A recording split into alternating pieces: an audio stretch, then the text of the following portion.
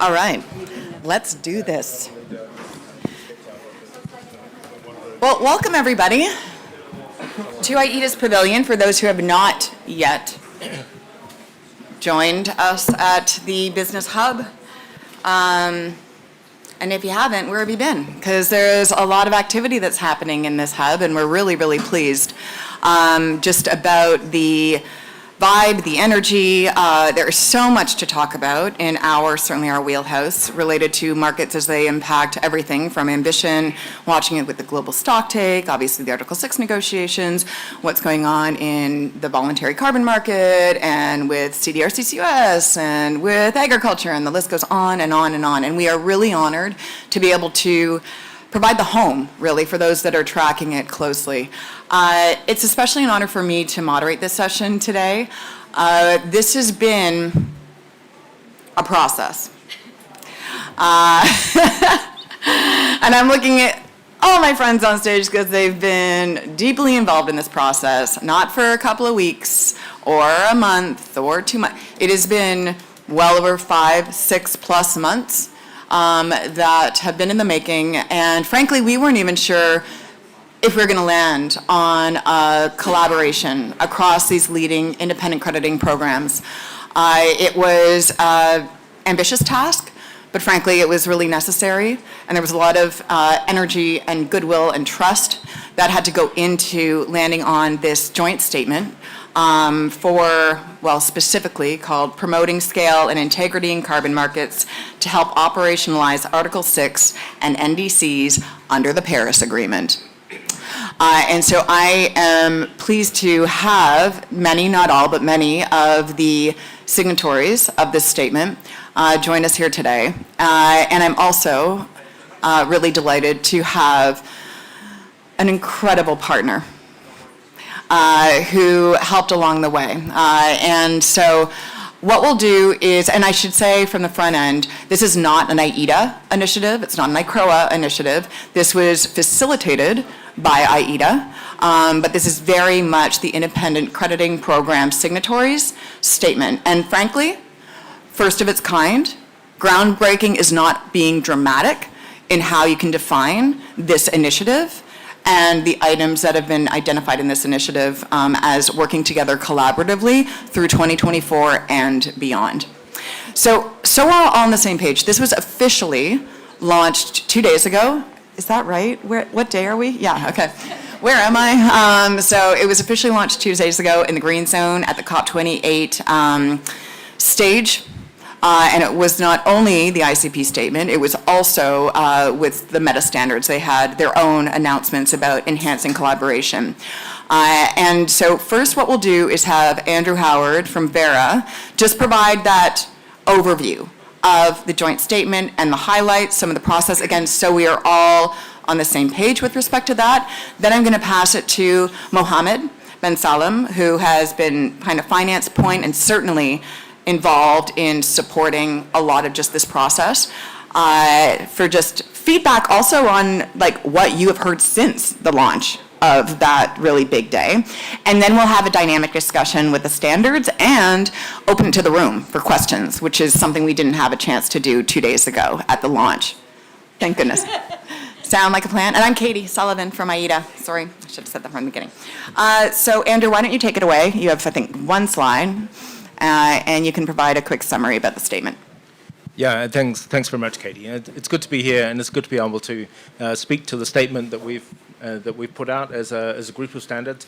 We're not only yeah, a little okay. Well, how's that? Perfect. Small room. I kind of figured it didn't need too much amplification. Yeah, so it's very good to be able to sit here and to be able to talk about the statement that we've made together. It's, of course, not only Vera, but it's all the programs that you see here on the stage, and also the GCC, which is not here right now, but they've also been part of this. And more people will speak to the contributions that people are making, I'm sure. In terms of why we came here to do this, I think a lot of us are seeing that in the space that we're in, where we are crediting programs, we're independent, We often see the stress that's on the carbon market right now. There's a lot of criticism of the carbon market. There's a lot of questioning of how useful it is. And I think we, as crediting programs, are very convinced of what we're doing. We're convinced not only of the quality and of the journey that we're on in terms of improving that quality, but we're convinced of the usefulness that it can play. And it's in particular, as countries are gearing up to work with Article 6, as they're implementing their own carbon market mechanisms, as they're trying to implement their NDCs. I think that's where we really see the value that carbon markets have to offer, both compliance markets and also voluntary markets. And we want to see the programs that we've spent, a decade and a half, 2 decades building up as an industry. We want to see them being used as we go forward, and we want to see countries picking them up. One of the big things that we see is countries who are sort of dabbling around and actually creating their own crediting programs. And I think we know how difficult it is to create a program. You have to create it first, and that in itself is an enormous task. But then you have to keep on maintaining it. And if we are going to see a carbon market space which is free of the kinds of criticisms that we're currently under, each carbon crediting program needs to be going forward and always evolving the methodologies, always evolving the standards, and that in itself is an enormous job to keep up with the advances in science and technology. So these are really key things for us. We know that there's a huge amount of money which is being invested through the market as it stands, even in today's version. And as we head towards this kind of carbon market 2.0 that people talk about, it needs to scale up enormously in order to be able to do that. So here we are, we bring decades of experience into this, and we want to see it used in the future. And that's really why we've come together in order to prepare this statement. And it's more than a statement, it's actually also a collaboration which we want to run through 2024. So we've kind of set ourselves a year-long span of time in order to get through some key pieces of work. We've selected those key pieces of work through our own judgment of where some remaining gaps are, and where we can learn from each other in order to reinforce what we're doing. I think a lot has been made of the fact that it's groundbreaking. It's the first time that standards have come together in this way, and I think that is true. But I don't think we should leave you with the impression that we've never collaborated in the past. We know each other. Were you talking before? I actually think we Okay. kind of like each other. Am I going too far in saying that? And I think what we're doing right now is we're really intensifying this because we are very much in it together. And I think that's the philosophy that we bring into this. And we want to see this for the good of this finance tool that we have. It's not just about individual programs. So that's just by way of introduction. Let me just run you through the 7 points that we've got in the collaboration for Next slide. 2024. So next slide, please, yes. Yeah. Right. And first of all, you can see the programs down on the right-hand side. Mary here with both ACR and Art Trees. Kristen with Climate Action Reserve. The GCC isn't in the room. I'm not quite sure why. But Kishore couldn't make it? Kishore's here with us in spirit. He's with us in spirit, yeah. So GCC, Gold Standard, and of course Vera as well. So we have 7 areas which we've singled out. And the first one is quite general. And it's really just about actually committing to learning from each other and actually having a systematic program whereby we can work through a number of points in the coming year in order to learn from what each other are doing. The second one is around an independent and robust assessment of our programs. And this is really just trying to reinforce the readiness that we have to be subject to external scrutiny. And of course, that scrutiny right now is largely coming through the ICBCM. It's a program that we have either already applied for assessment under the ICBCM or are in the process of putting together applications. So that's all underway. I think we all see the ICBCM as something which reinforces this journey towards integrity that we're on, because we do very much see it as a journey, as not a destination, I think, as some others have been saying in the past. This kind of continuous improvement that we're under is very much moving with the times and moving with technology and science. The third point is around exploring common principles for quantification and accounting. And this is where we're aware that all of our programs have developed organically and separately, and there's lessons that we can learn from each other.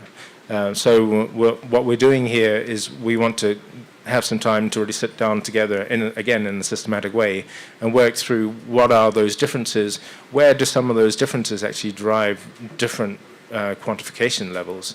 And we want to understand that and to use that as a further test that we can apply to make sure that we're bringing forward standards and methodologies which are of really great quality. And just to clarify, what we're not looking for is a uniform market. We think that the world is a very big place. The numbers of project types is very large, and we know that there's a lot of diversity out there in the market, and we need, as standards, to be able to reflect that as well and make sure that all the needs are catered for. So we're not looking for in any way a consolidation or making methodologies and standards uniform, but we are looking to see where can we learn from the fact that we do sometimes have different approaches across standards. So that's going to be quite key. Fourth area is durability of carbon stocks. So this is where projects have either kept to carbon stock through wood and deforestation, or it's from actually putting new carbon stocks into the ground.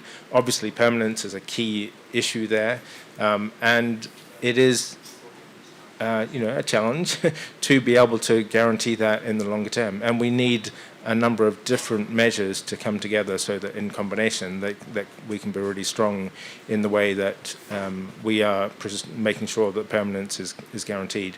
So even if there is a reversal, we have to make sure that we're compensating. And one of the, I think, joint areas and challenges that we've had is what role insurance mechanisms can play to help us with that durability. So that's a key area which we want to look at. There may be other aspects of permanence and durability as well that we can also bring into that. Fifthly, benefit sharing and safeguards. Difficult area again.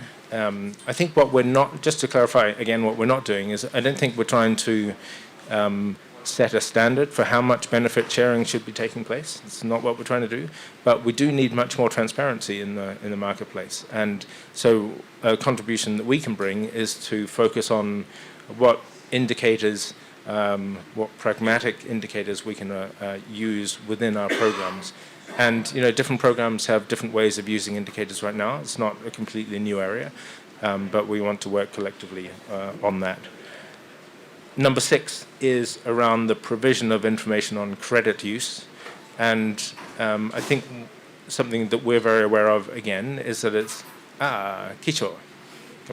We were talking about you. Yeah. Just come on up here. Oh, no, yeah, come on up. It's Kishore from GCC. Great, good to have you here.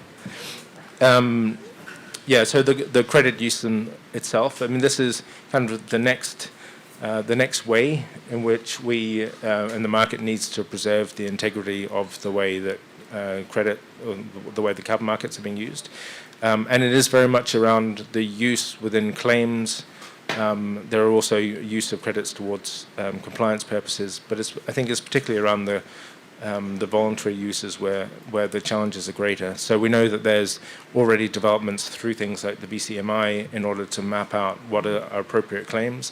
And what is needed in that case is to be able to see how our credits are actually being used within those claims.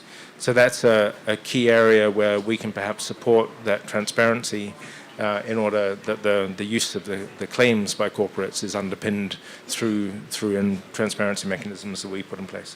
And the last one, and it's very much the key one, which has even contributed to the title of this whole joint statement that we brought out, is around expanding financial flows to developing countries.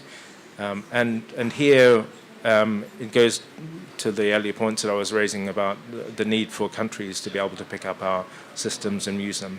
And it comes down to some very practical issues around how do our systems and our process interoperate with the systems and the laws and the regulations which host country governments in particular are putting in place. So that whole area of interoperability and sort of principles for how crediting programs can work hand in hand with host countries is really key to this. So we think it's a really exciting area of work. We're really keen to get into this. It's probably going to be, we're almost at the end of the year, so 2024 is the big year for that. So that's where we are. I have to reach out to Mohammed as well. I mean, the COP presidency has been enormous in supporting and encouraging us to actually come to this point. So it's been really good to have the presidency of the COP, something which has the sort of the legitimacy of the whole UNFCCC process also being in support of this. So it's been great. So thanks for that, Mohammed. Thank you very much, Andrew. So I think that is, well, a perfect segue because it's Mohammed that I'd like to tee up next. Yeah, so everybody is clear. We're going to keep this as the backdrop, right? So it might also conjure some questions or comments to dig a bit deeper, recognizing this is still fresh and new, and not that any of you have been sitting on your laurels in 2023, but save some energy because 2024 is going to be a really, really busy one. But it is, I mean, to even just have some certainty around some of these core bits that they're all supporting ICBCM. A couple months ago, like, great, right? Around the durability piece and leaning in a bit more to like exploring together insurance. Amazing. Safeguards. Super, right? So you have obviously a community here, and clearly AIDA will continue to facilitate this in any way, shape, or form. But I will say that from my vantage point, knowing this was coming, again, we weren't quite sure until the end if we'd be able to, get the stage. But a lot of that has been thanks to you, Mohammed, and a lot of your support and sage guidance along the way. You really were a key conduit of this activity that was going on, why it mattered. And so, Mohammed, again, to be clear, senior specialist and played point on the voluntary carbon market, continues to play point on the VCM for the COP28 presidency. So just a few thoughts, Mohammed, from your vantage point, even before, heading through Dubai, before we all landed here, and that, the importance of VCM and how you were supercharged to see these kinds of very concrete announcements and activities around the VCM and integrity, again, that cooperation. So the impetus for that, and then also very curious about the feedback that you've received to date since even 2 days ago about this, or even just the broader, I know it was much broader than just the ICP statement. Yeah, take it away. Thank you very much, Kathy. Thank you very much, Howard, for the introductions. My name is Mohammed Ben Salem. I work for COP28 presidency, and I joined the presidency 9 months ago. 9 months ago, just to give you the overview. The overview is you have COP presidency, COP28, which is a big machine. Essentially, a big chunk of the machine is dedicated to negotiated outcomes. And the other part is non-negotiated outcomes. And it means everything that is not mandated by the Paris Agreement, not negotiated, and basically we have more leeway to drive what we call the presidential agenda. So arrived 9 months ago, and what's the diagnosis? Diagnosis is very simple and shared with everyone, I believe, in this room. Diagnosis is lack of confidence on voluntary carbon market.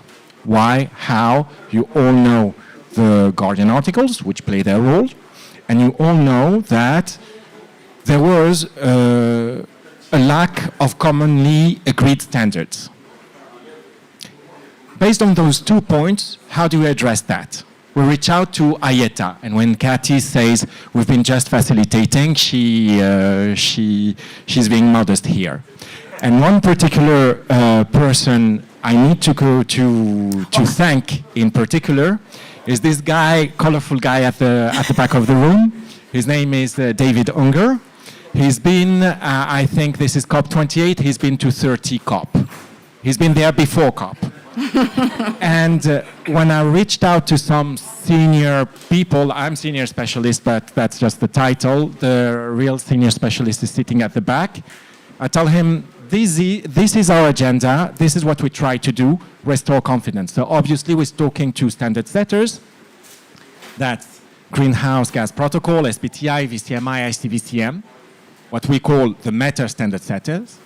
But then you have the first line of defense of integrity that nobody speaks to because they're scattered all over the place, at least from my point of view, sitting in our office in Abu Dhabi. So I reach out to David, to Ayeta. They say, no worries, here are the phones, the WhatsApps of everyone. We create that group, jump on NMS calls, and we started like this. So that was, 6-7 months ago. We started reviewing what can be done with two major milestones. One is now, today, the COP event, COP28 event, because there is momentum on this event. So we want to announce something that is meaningful, that is operational, not just, remember, the key word was we want a COP of action. Enough of your pledges, enough of your blah, blah. We want stuff that we can announce and measure. So the idea was, can we come up with a narrative that says carbon crediting programs are working together, even though in the real life out there are competitors in certain aspects, but there are areas on which they are not competitors. Because when confidence is attacked on the market, they need to react in a coordinated manner, and they need to pull together resources, whether that be on the communication front, where it's self-evident, but also on all those fronts that were listed there. So now what we, we had one thing that you mentioned 2 days ago, 4th December, as part of the official COP presidential agenda, we organized this Restoring Confidence in VCM roundtable. So we had the 4 meta standard setters, plus the 6 carbon crediting program, plus Natura & Co. testifying to the fact that the guidance available out there is useful for their purpose, and it's useful to guide the decarbonization journey of big corporates, and it's useful to the transition. Now, what is it? We stand in the between two waters. We reached that point where, after 6 months of work, we have this commitment at the highest level of carbon crediting programs to work together on this work agenda. And now has started the real COP presidency. So for 1 year until COP29, we will lead the implementation of this program. When I say lead, we have a convening power. We don't have any implementation power or any sanctioning power above anything, but we believe that the real power or accountability lies within you guys in the room and the general public. So the statement there that we will expand upon right now is the milestone or the yardstick to which all of the carbon crediting program and the COP presidency will be held accountable by COP29. So what I've heard to your question, Cathy, before that, I heard many things along this year. One of them is, VCM is not sexy, can't put a press release on that. I heard that. The tough thing was to convince our comms that, yes, this is a technical problem. Yes, there are carbon crediting programs. Nobody knows exactly what is a carbon credit. Are they trading air? What is it that they're doing? So once you pass this educational phase with our own comms, you reach a point where the narrative needs to be in figures. And one figure I'd like to share with you today is one figure that is in the official speeches of COP, is that we have 22 gigatons to remove or reduce by 2030. A year. That's enormous. What is the contribution of VCM? The estimation is 9 gigatons. So that's 40% of the solution. When you speak to people in terms of number, they tend to understand better. If you say, what you say is not sexy, it's paper, it's exchanging air and selling air, no.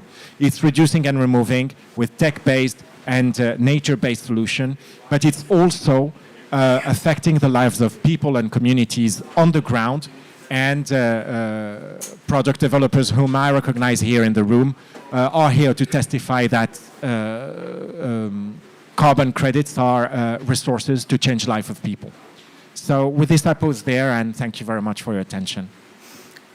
Terrific. Thank you so much, Mohammed. Again, especially for all the early mornings or sleepless nights along the way. And I was going to thank David Unger. Thank you, David. But you beat me to it, who played a big role in getting us all together.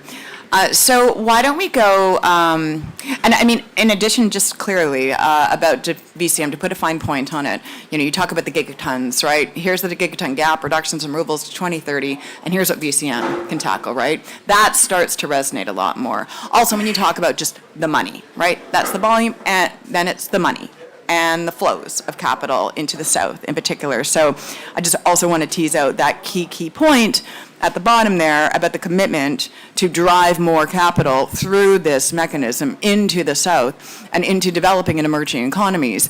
Many of these economies that these standards are already working very closely with, right? Very closely with, to the point that it's not just, oh, yeah, okay, this standard could be potentially used for projects. It's that we are building our own government mandated system, and we are either adopting or heavily adapting what you guys have built over the years.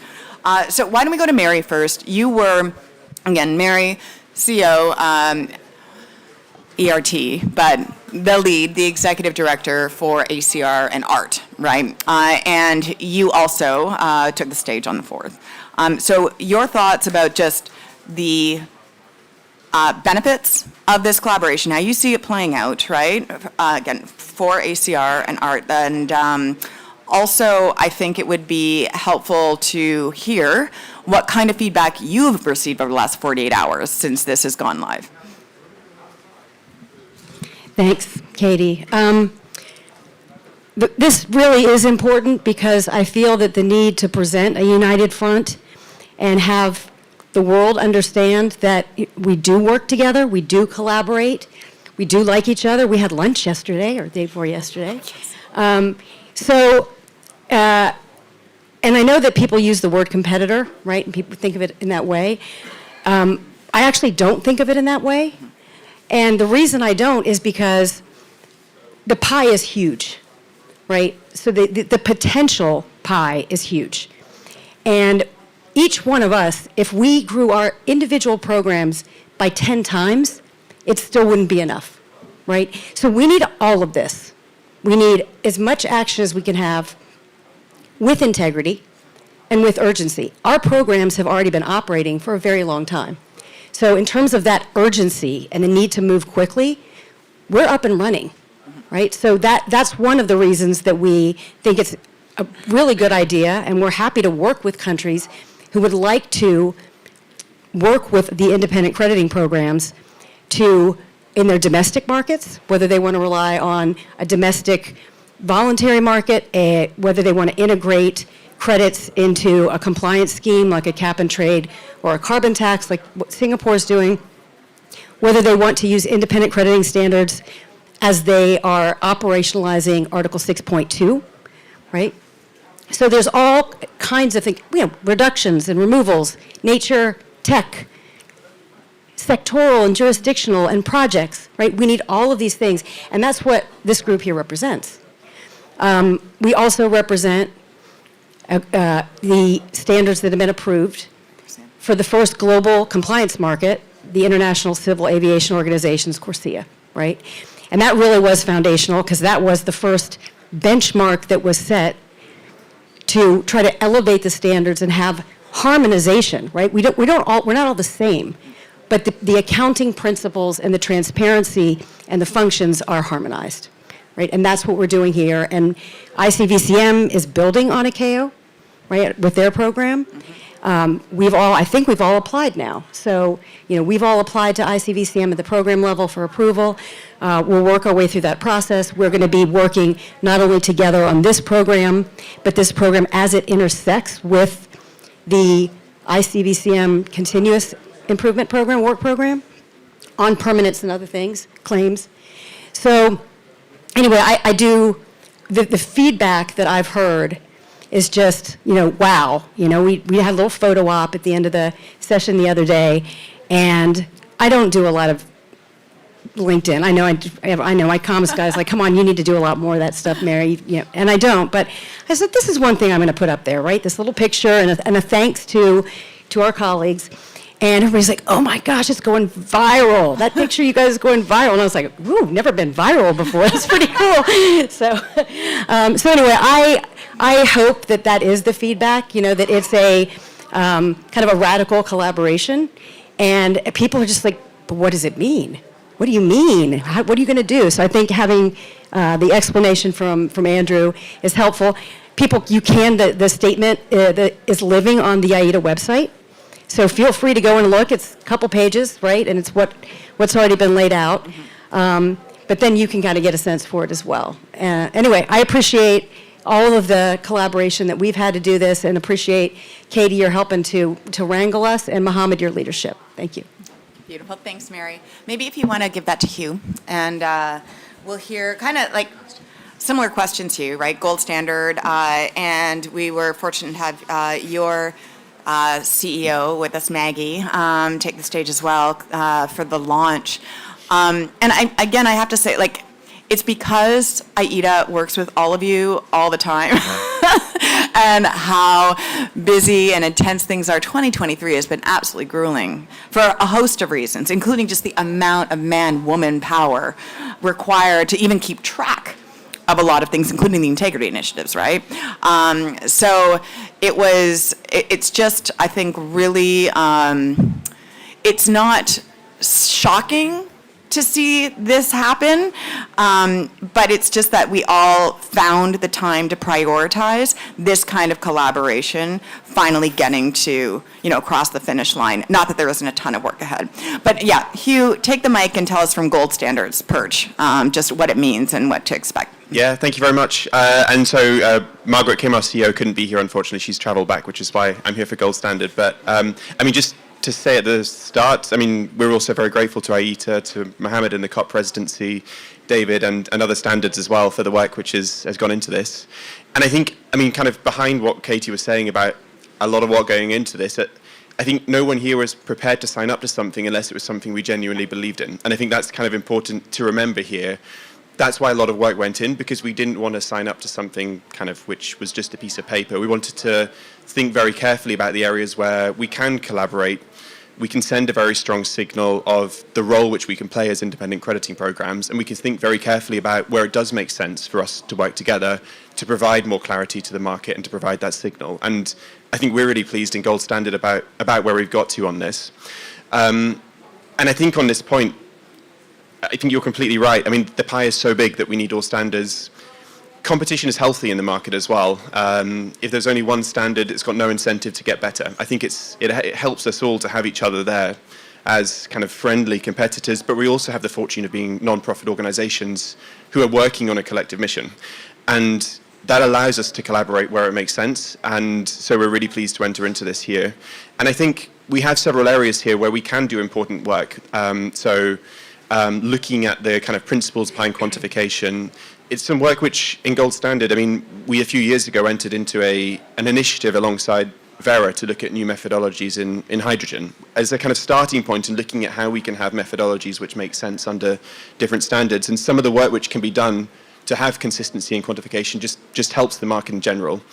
And I think one of the things that is interesting here isn't so much about what we're doing as standards, but really the signal which this sends about where we see our role being going forward. There's a real endorsement here of the ICPCM process, which is quite clear and which I don't think has really come through before. The main standards in the market have all applied. We're all committed to that process. And so that can be established there as a benchmark, which I think is quite important when we have CFTC regulation and other things coming through as well. And also the final principle here, a very clear statement about the role which we all see ourselves playing, supporting the flow of finance to developing countries, whether that's to help them to meet their NDCs, whether that's to help to go beyond those. I think in 4 lines, there's actually quite a lot there about the future role that we all see ourselves playing. So we're really pleased to be part of this statement. We hope it can be helpful for the market, and we look forward to working with other standards. Well said. Thank you so much, Hugh. So if you maybe pass to Kristen, and we'll go Kristen, Kishore, and I did promise that we would open it to the floor, because I have no doubt that some of you have some really important and timely kind of questions to dig in. There's also a couple of people in the audience I will actually tee up. So word of warning, Alex. So Kristen, Climate Action Reserve, and well, I have the pleasure of working quite closely with CAR for a variety of reasons, including just the fact that the Americas keeps us really, really, really busy, right? And U.S. and how CAR is exploding across, like, in a good way, Latin America and the government uptake. Climate Action Reserve, Craig is the CEO, Craig Ebert. He unfortunately is not in Dubai. So I don't know what you did to get Craig to give you the full baton for CAR in Dubai, but would love your thoughts again on the statement, behind the statement, CARs, the appreciation and recognition that it's needed, and expectations. Kristen. Yeah, thanks, Katie, and to the COP presidency, and of course, AIDA for helping to bring all this together. As Katie has mentioned, Craig Ebert really did a lot of the work to put this together. I just get to sit up here and take all the credit for it.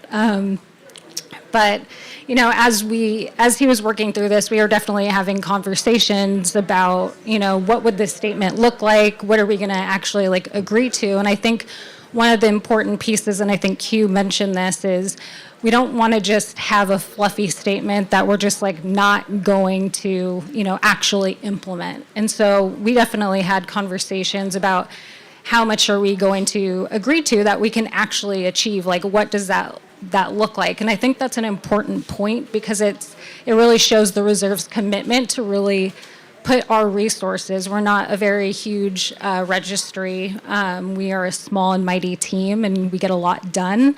And so to dedicate resources to this, I think just demonstrates that commitment.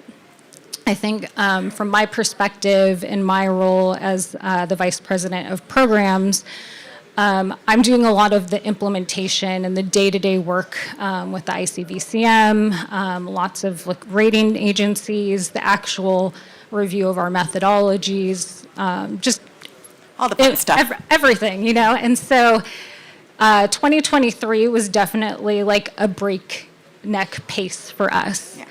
And I'm looking at 2024, and it's very daunting. And so I'm really looking forward to being able to collaborate, I think, in a more formal way with these registries, because I think, as Mary mentioned, there's a big pie, right, of the market, right, that we have to serve, but also there's just a lot of work to be done, and it needs to be done right, just given all the criticisms that are happening in the market. And amongst these registries, it's tried and true, right? We've implemented, we're approved under ICAO. Some of us are already working under compliance programs in California and Washington.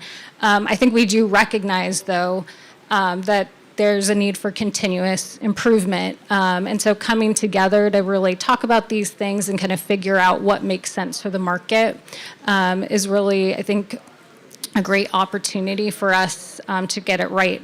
I also think it's important for us coming together. It gives us a louder voice and just kind of to demonstrate what we're doing. But yeah, looking forward to being able to collaborate with everyone. That's great. Thank you very much, Kristen.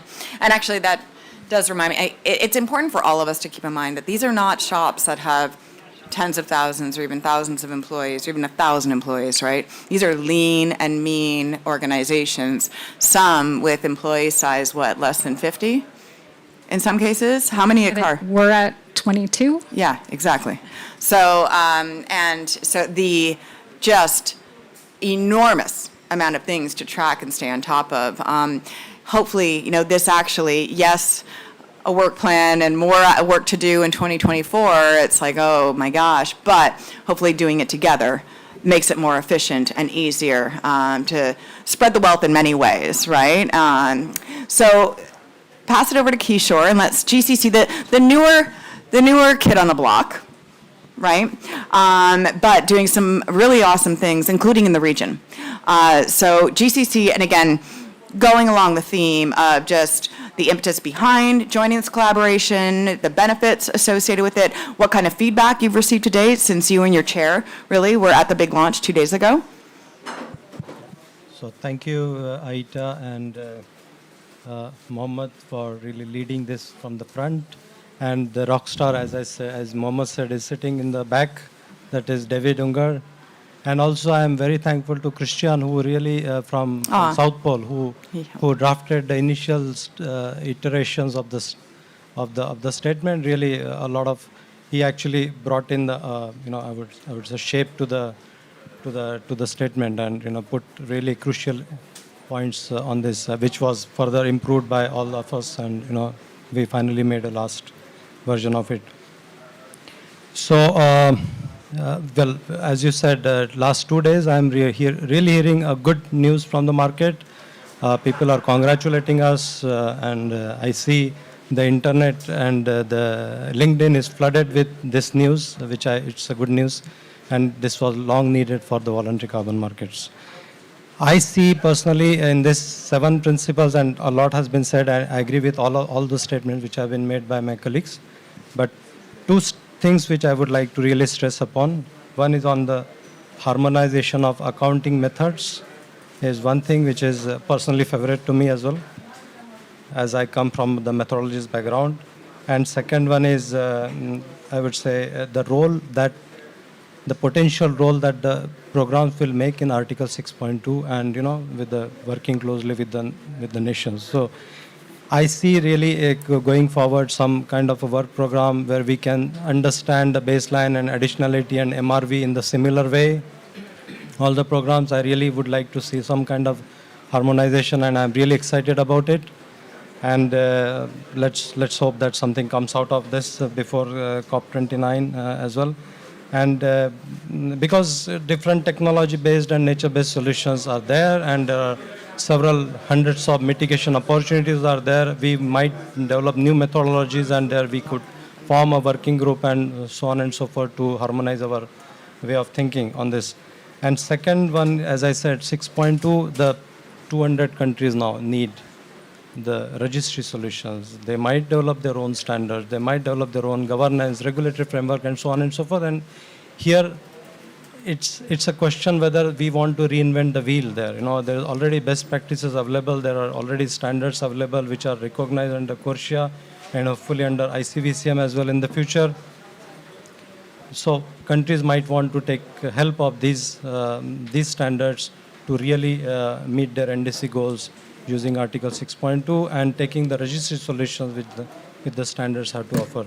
And here also I see a lot of cohesive approach which can be built together by all of us, including the social benefit and environmental benefits and community benefits that can come from our standards, and the harmonized quantification of these benefits as well. So I would stop here. Thank you.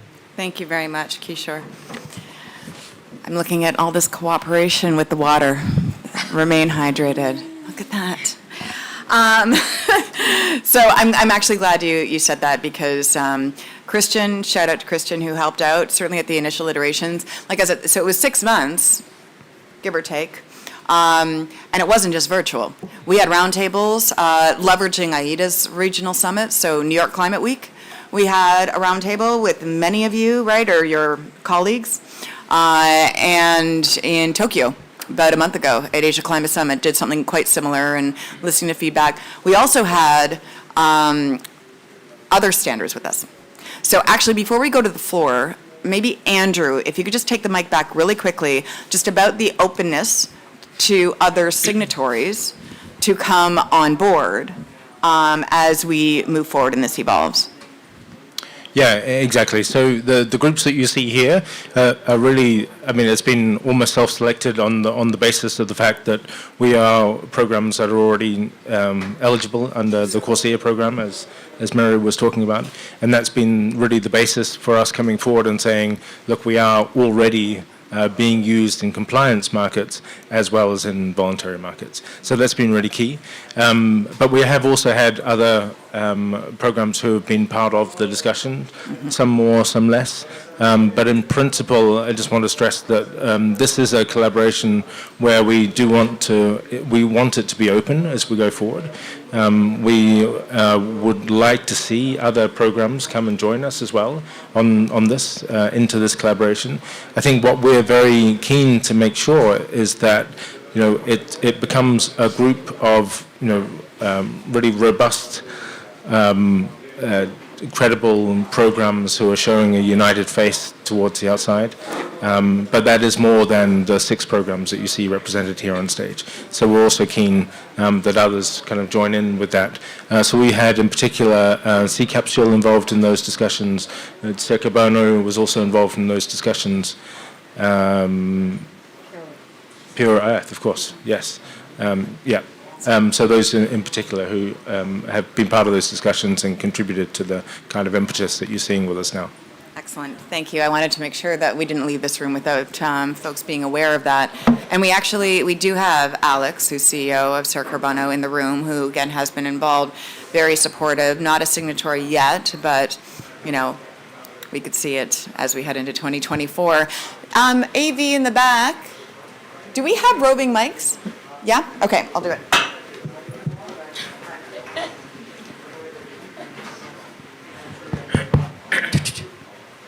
So Alex, being a part of, again, this process and kind of seeing how it evolved, and then obviously the final product, just what are your thoughts about the merits of this collaboration? Circa Bono's, are you prepared? You're not a CORSIA eligible yet, but I know you guys are working very, very hard in order to get that across the finish line. So I'll give you the mic for just a minute or two. Yeah, thank you, Katie, and congratulations to all the standards, because this is a really nice initiative, and I think collaboration is key.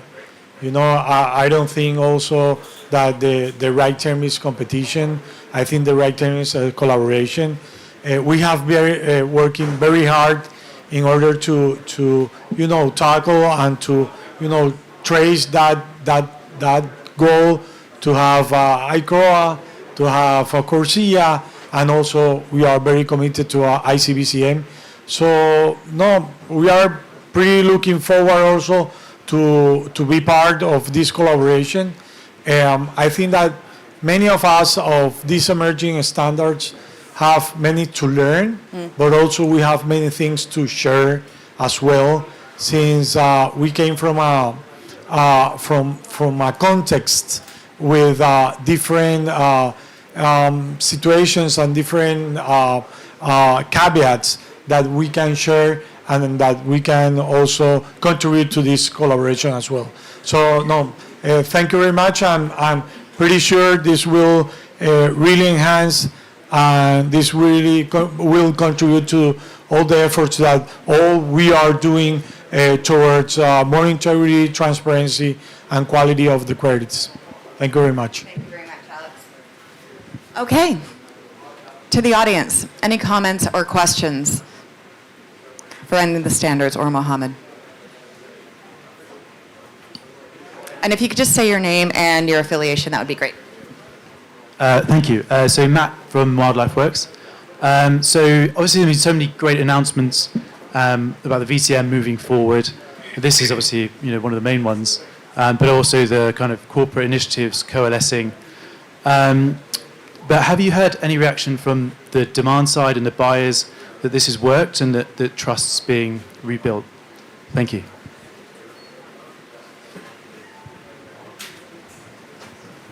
Like within the last 48 hours? Who wants to take that? And it's okay to say it's very early, and we've been in the. Yeah, I mean, I think it's early, but also we haven't done the work yet. That's something important to remember. We've agreed on 2 pages, but this is 2 pages of kind of commitments about what we're going to do next. So, I mean, I think what's in there can help to build trust.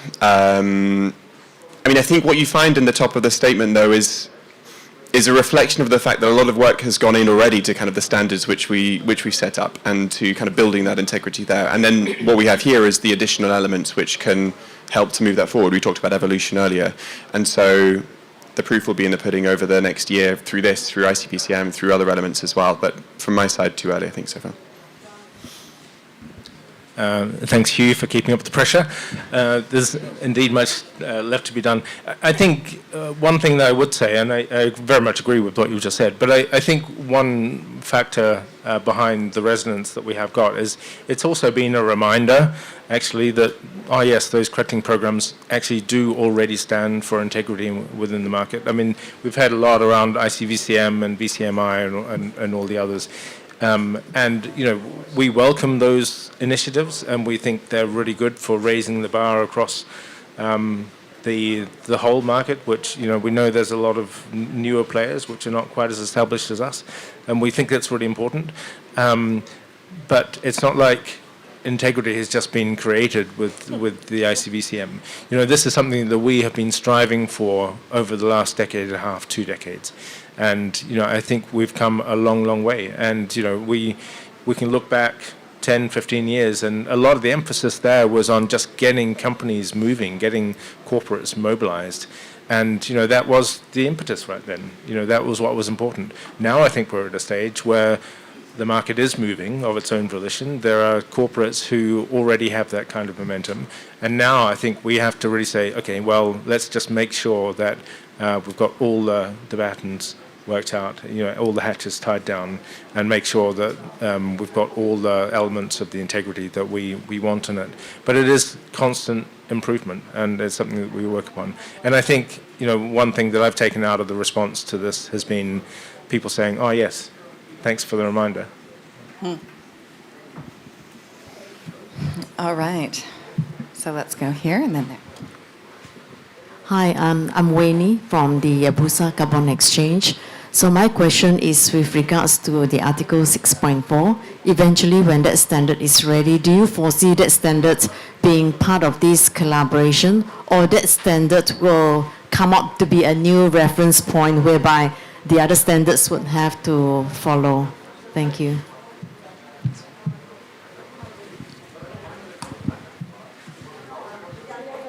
I think it's mutual. I mean, 6.4 is, while it is in the formulation stage. Yeah. Okay, I think it's mutual. While 6.4 is in the formulation stage, it is also learning from the existing standards, which is including CDM, and we have also been consulted. I am sure Vera Gold Standard, everyone, ACR, everyone has been consulted as well. So this is mutual, one thing. Second thing is that we would like to learn a lot from them, and I'm sure the others are as well. In future, when the 6.4 methodologies are there, which is still being discussed, negotiated, and, you know, argued upon a lot, when they are there, we would like to really use them for our standards as well. I mean, why not?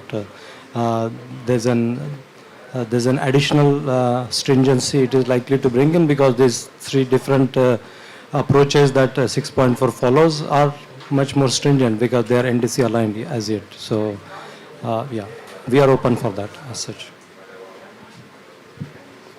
Yeah, and I guess I would say, you know, I agree, the 6.4 mechanism, hopefully we're going to get it moving. It has a critical role to play in the market as a UN mechanism. But Paris Agreement was signed in 2015. And how many years later are we, and we still don't have that mechanism, and we still have more time to go. That's the role that we play. We're filling that gap right now. And I think a lot of what we're going to see, and this is my bet, is going to be things that are building on the lessons learned from what we've done over the past decade and more. And, you know, the UN is not flexible, right? They don't quickly adapt and adjust. And that's what we do. We bring the innovation and the adaptation. So it may be in the long term that that mechanism continues to learn from us as well, and it's a two-way street.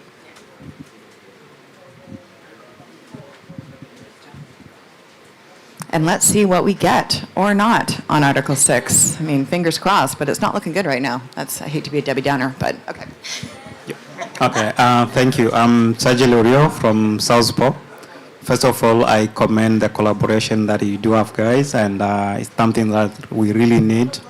My question goes to Mohammed. As a COP president, this is a agenda that we have championed, but is there any plan to carry over this initiative to the next presidents? Because I feel like it's a conversation that we really need in the market in a long term.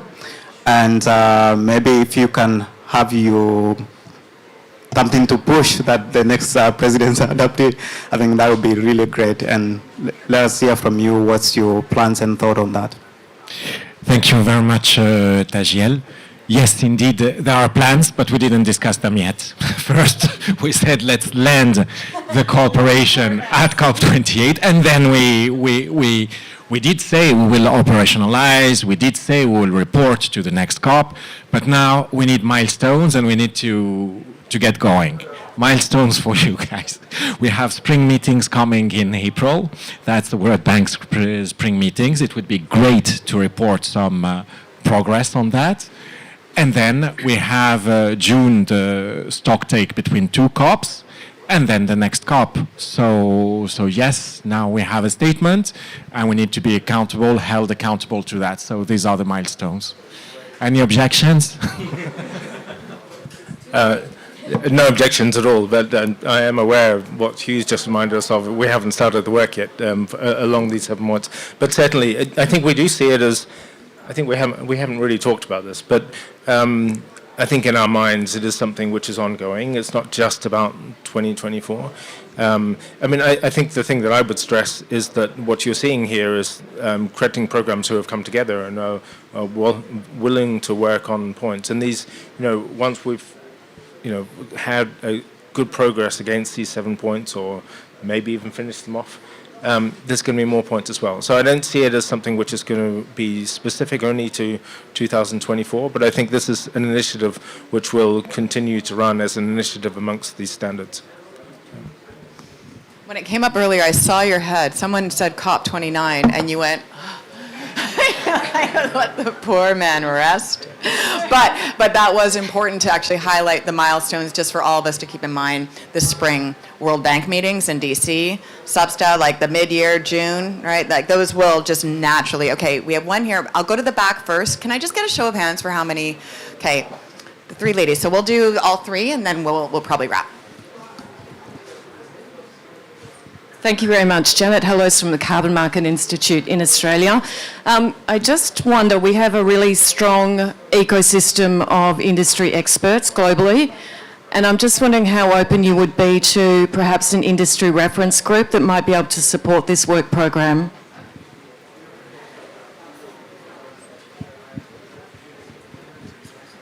You mean like AIDA? Just kidding, that was a joke. No, NCMI together. I mean, yeah. You're giving it to me. I'm not sure why is that. Yeah, I mean, I think it's a good thing to think about. To be honest, this is a group of people, we know each other reasonably well, and I don't think we hadn't had in mind that we were going to create formal structures around this. Certainly there's a need for accountability for the things we've spoken to, so there's a need to come back to the wider world and say what has been done over the course of the year. And I think reporting into the kinds of initiatives that Mohammed is talking about, I think it's very important. Yeah, but even without the formality of that suggestion, I think it's a very good idea that we should be bringing in somehow inputs from outside. And yeah, so I think we'll probably pick that up and think about how we could do something like that. And Frank, I was being kind of joking, but it probably is more of a call to some of the aligned industry groups, right, on markets like CMI and AIDA and Asso Carbono and Suspetos, right, to like maybe come together to at least be some kind of like broader group of businesses that understand and can work along the way. Okay, yes, and then who was the other? Okay. Hello, my name is Oksana. I'm CEO of Russian Carbon Registry, and developing the previous question for our country, you understand, we need this neutral place. We also to communicate because we launched our market only 1 year ago, so we want to understand the standards and we want to have them like a target, and maybe next year we want to be a signatory. So we also support the suggestion to have this ecosystem forum as, I don't know, because we understand the problems every standards which are sitting here, internal rules and compliance, and very often it's very hard to communicate and to have such direction emails, so it will be very helpful. I think you will help us. Thank you very much. And that's actually, thank you for reminding me, because right now, kind of the current home digitally for this joint statement is on AIDA's site. It has been wonderful to have all your communications wizards come together to help with all of this. But I think that over at least the next little while, if there are kind of questions, if there are questions around the follow-up or to learn about the process as it evolves, probably coming to us right at first to be a bit of a conduit, we're more than happy to play that role going forward. Okay, last question. Thanks. Hi, I'm Marissa Hamsick from Chevron. So if you haven't gotten any feedback yet from a buyer, let me be the first to say thank you, very, very welcomed, and excited to see where it goes from here. But also from our perspective, the other announcement on the same day, more on the demand side, is incredibly critical for us, especially for hard-to-abate sectors. Was hoping you could offer any thoughts, insights, reflections on what you understand about that effort and kind of the benefits that that one might have to restore confidence back in the market, and any points of collaboration between the collaborations, if any are envisioned. Do you guys, yeah? Does that make sense? Okay. We could give it to Mohammed as well.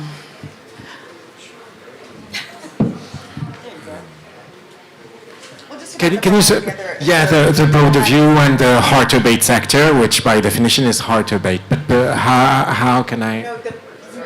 The meta standards. So what they had announced 2 days ago as well, and just end-to-end integrity framework and just kind of what came out of that on a meta standard side of things, and how does that align or not, or what kind of collaboration is there on the demand side as well? Yeah, so the idea is full alignment between meta standards and carbon crediting program.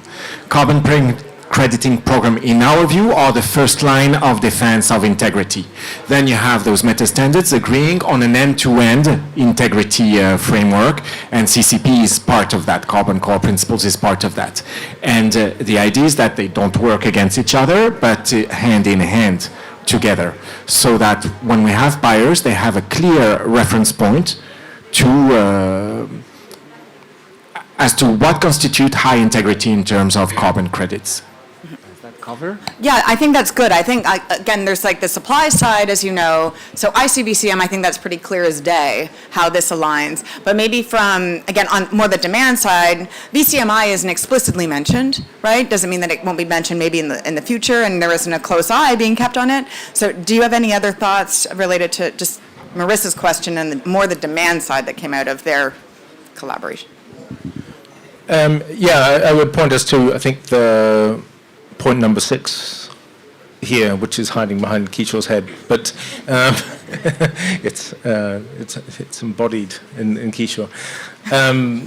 Okay, so I think one of the things that we're very aware of is that, and I mentioned it before, I'm not sure if you were there, but there's a real need for our credits to be used in a responsible way.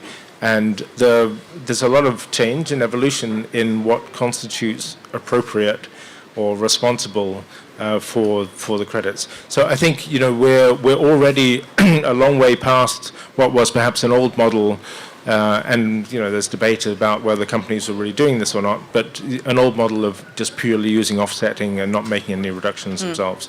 I think we're way beyond that already. And we've got to go further. And I think something like VCMI is mapping out the kinds of claims which are going to be important for corporates to make. Whether all corporates follow a VCMI model or whether another model develops, I think the jury's still out on that. but there needs to be much more responsible use. And what we can do is not to be yet another voice saying, well, you have to do it this way and that way. You know, we're not trying to do that at all. But what we can provide is a basis of transparency in how the credits are being used. And, you know, that's a challenge which hasn't really been tackled yet.